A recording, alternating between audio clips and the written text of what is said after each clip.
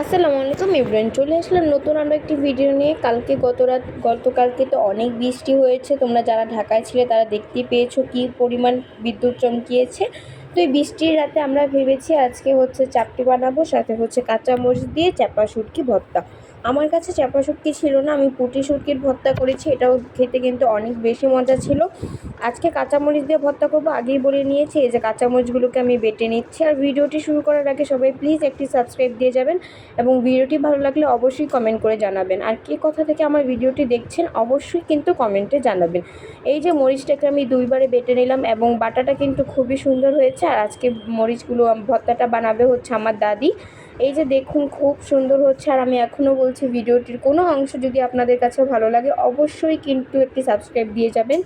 এই যে এখানে আমি রসুন নিয়ে নিয়েছি, রসুন আর পেঁয়াজ নিয়ে নিয়েছি। ভর্তার ফুল প্রসেস আমি তোমাদেরকে দেখিয়ে দিচ্ছি কিভাবে ভর্তাটা করবে।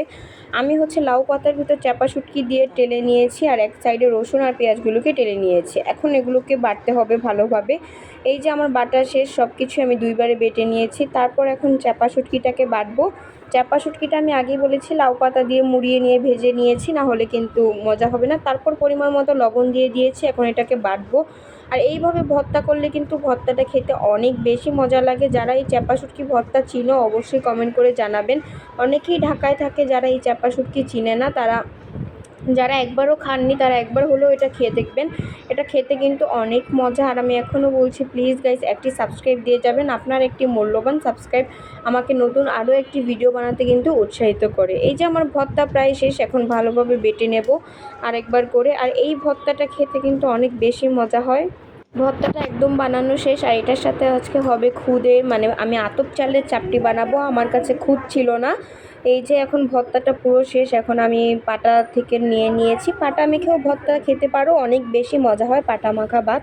আর এই যে দেখো চাপটির ডো মানে কাই তৈরি হয়ে গেছে। এখন এটা দিয়ে চাপটি বানাবো। চাপটির কাইটা একটু বেশি আমরা গাঢ় করে ফেলেছিলাম, পরে আরেকটু পানি অ্যাড করেছিলাম সাথে। আর এটা হচ্ছে আতপ চাল দিয়ে এই চাপটির কাইটা করা হয়েছে, এবং এটাকে বানানো হবে। এটা বানানোর একটি মূল প্রসেস আছে। এই যে এটা কিন্তু চুলার উপরে দিলে দরা পেকে যেতে পারে, এই জন্য হচ্ছে আগের দিনে মানুষ এটা জানতো। আমার দাদি যেহেতু আগের দিনের মানুষ, তাই সে অনেক ভালোভাবে জানে একটু পানি নিয়ে এটাকে ছড়াতে হবে, না হলে কিন্তু ছড়ানো যাবে না।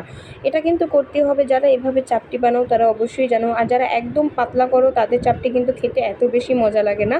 এটা একদম আগের দিনের মতো আমার এই রকম মোচমোচে চাপটি কিন্তু খেতে আমার বেশ ভালো লাগে। আর প্রথম চাপটিটা একটু বেশি খারাপ হয়ে গিয়েছিল, যেহেতু এটা হচ্ছে ঢাকনা দিতে দিতে দেরি করে ফেলেছিল এই জন্য। বাট দ্বিতীয় যে চাপটিটা হয়েছিল এটা খেতে কিন্তু অনেক বেশি মজা হয়েছিল। আর এই যে ভর্তাটা আমি মাটির ভাঁড়ের ভিতর দিয়েছি। আর দ্বিতীয় চাপটিটা এখন বানানো হয়ে যাচ্ছে। এই যে দেখুন দ্বিতীয় চাপটিটা মাশাআল্লাহ কতটা ভালো হয়েছে। এই যে দেখুন যে কত ভালো হয়েছে চাপটিটা। এই চাপটি খেতে কিন্তু আমার বাসার সবাই অনেক পছন্দ করে। তো এই যে দেখুন আমার বানানো কিন্তু একদম শেষ। আমি এক এক করে এখন সবগুলো বানিয়ে নেব। চাপটির ডোটা কিভাবে তৈরি করেছি যদি জানতে চান অবশ্যই কমেন্ট করে জানাবেন। আমি একটা রেসিপি আপনাদের সাথে শেয়ার করব। আর এখন চাপটিটা আপনাদেরকে খেয়ে দেখাচ্ছি শুটকি ভর্তা দিয়ে। শুটকি ভর্তাটাও কিন্তু বেশ মজা ছিল। আজকে এই পর্যন্ত, আল্লাহ হাফেজ।